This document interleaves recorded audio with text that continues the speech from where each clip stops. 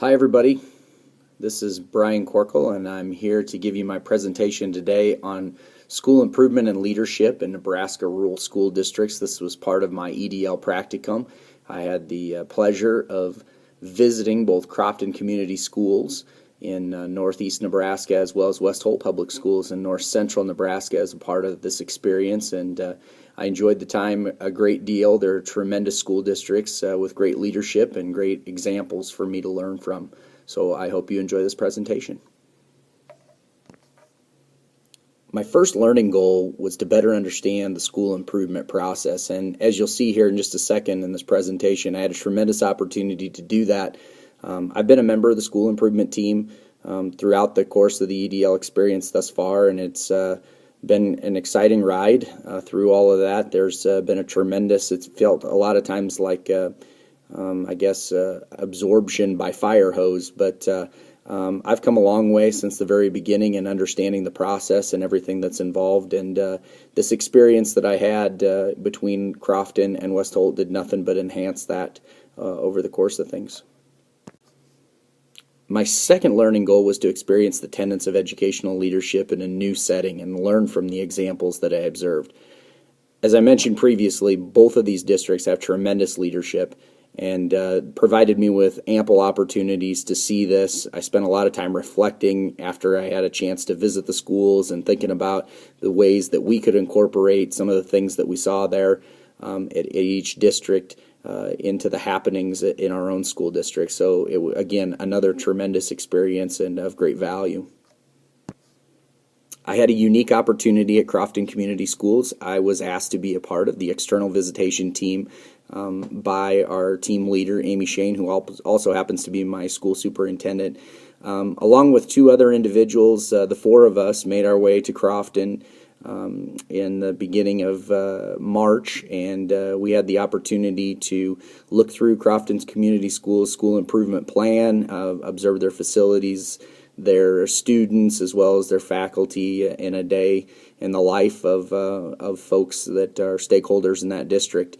The whole experience was a tremendous example of strategic leadership. Together with the team members, we developed a vision, and we provided assessment of people, programs, plans, and processes, as well as the products which Crofton Community Schools is turning out. And they have a tremendous district and something to be very proud of, which I hope to explain a little more detail.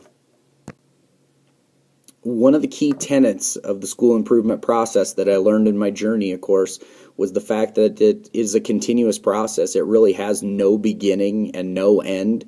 And the tools that we use in the process should be diverse. I think a lot of times we get bogged down with the idea that our test scores really are the sole means of evaluation, or at least we fear that that is the case.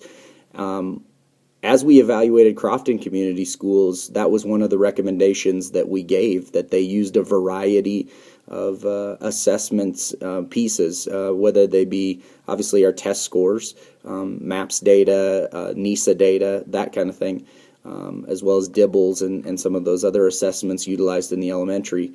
But along with that, survey results can be a powerful tool of evaluation, and we encourage them as one of our recommendations to go ahead and incorporate a little more of that kind of thing into their to the data points that they use. So it's an example of instructional leadership. Good instructional leadership promotes assessing students' progress, a variety of techniques and strategies, and this was an example of that kind of learning taking place. As a team, we found all kinds of accommodations when looking at Crofton Community Schools. One of the biggest areas that we could focus on and see those kinds of things was in the area of organizational leadership. And one unique example was an example of organizational leadership, of course, is facilitating support for non-instructional staff. And Crofton did a great job of that and had a great example of that. As you see up here in the upper corner there, the picture, this is a group of students, leaders in their school district, and on Custodians Day, they threw a party for them and made cards and different things like that, and this was just a nice artifact of the fact that Crofton does a tremendous job of that particular thing in their district.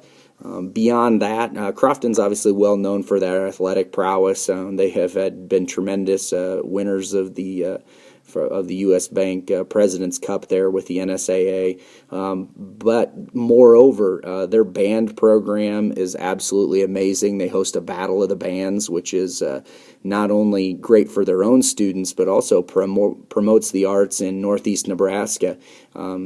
As many schools come and compete at that competition, and it's unique. There isn't a lot of those competitions hosted. Their art department is incredible. The teacher that runs that does a tremendous job, and the examples of artwork that you see when walking around the hallways of Crofton are just fascinating. Obviously, the athletic prowess that you see here, these girls have had an incredible run over the course of time, and this was just outstanding. I spent a lot of time walking the hallways at Crofton that day, just in awe of their achievements. There's a tremendous connection between the overall community of Crofton and the school district itself, and evidence of that, really, you don't have to look any further than the name. It's somewhat unique, known as Crofton Community Schools. It's a great example of a partnership that they forged through time. One of the core tenets of community political leadership is promoting diversity and understanding in the school community. Of course, Crofton is, white, fairly affluent school district. They have diversity with regard to their gender, of course, and there's great communication and cooperation that exists. There has to be. As state champions in the area of speech, that, of course, is a dual gender activity that they achieved very well in as state champions last year. That's evidence to the fact that they have a good leadership in that regard. And moreover, as I walked through the district, I was a little bit naive coming in, is to think that most of the students that I were going to see there really were going to look the same. In reality, there's a little bit of diversity that exists there among their student population, in that you've got some town kids versus your more rural kids coming right in off the farm, and so you see cowboy boots and Nike tennis shoes and that kind of thing. I also saw gauges in her ears and different things like that. So really there is diversity in that population, and they've done very well to create a sense of community within their school with that diversity. I had the opportunity to go to my alma mater in West Holt Public Schools. I haven't been in the building over the course of the school day for probably 20 plus years, so this was a great opportunity for me to go back there and see all of the changes and innovation that has taken place within the district since my time that I was there. There were great examples of strategic and instructional leadership. One of the core tenets of strategic leadership is to support innovation within the school and community. One of the unique things that's going on at West Holt is their partnership, I guess you would call it a partnership, with the Ron Clark Academy. Every one of the teachers has had the opportunity to go to Atlanta and visit the Ron Clark Academy. Ron Clark has come back and visited West Holt Community Schools along with several of the teachers that work there, and they've really gone all in with some of the core beliefs and tenets that the Ron Clark Academy has utilized over the years and had tremendous success with. And you can see the success taking place in their district with the use of some of those innovations. Another tenet of instructional leadership is creating with others an inclusive community of learners, and I think that again, going back to the Ron Clark, that's again that collaboration that they see there, and you can see evidence of that in some of the unique gatherings and send-offs and different things that you see in the pictures here. Also, while at West Holt, I experienced organizational and community political leadership. In the realm of organizational leadership, there was a sense where they really implement practices and provide for the welfare of the educational community. I thought this picture here with their seniors incorporated with their kindergartners, this is one of the unique changes that's taken place since my time at West Holt. They are actually all in one building now, from kindergarten, actually preschool, from preschool all the way up to high school. They're all housed within the same building, so lunch creates some unique and innovative or interesting challenges, considering there's only one lunchroom to feed all those different age groups.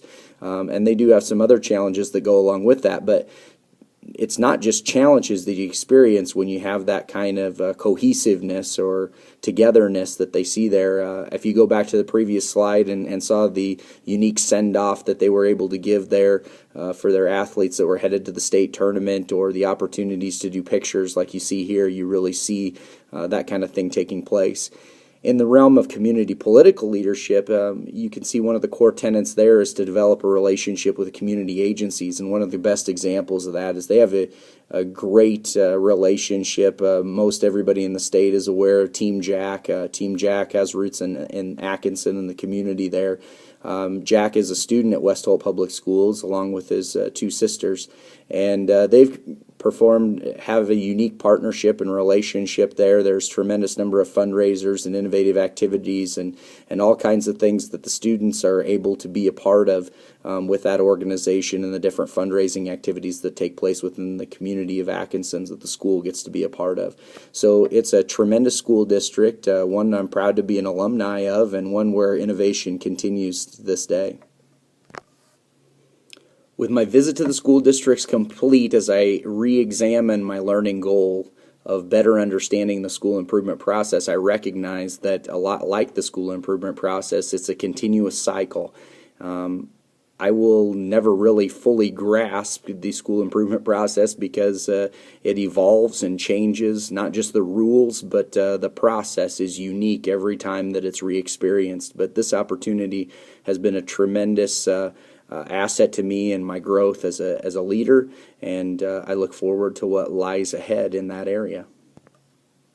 As we revisit and reflect on my second learning goal to experience the tenets of educational leadership in new settings and learn from the examples observed, I recognize that I had a unique and really wonderful opportunity to visit two great school districts in our state, which in a lot of ways are similar to my own, but they also have some very unique circumstances and situations and really practices that really highlight exceptional tenets of our educational leadership outcomes. And I have been forever grateful for the opportunity to experience those and visit them as part of my own educational leadership journey.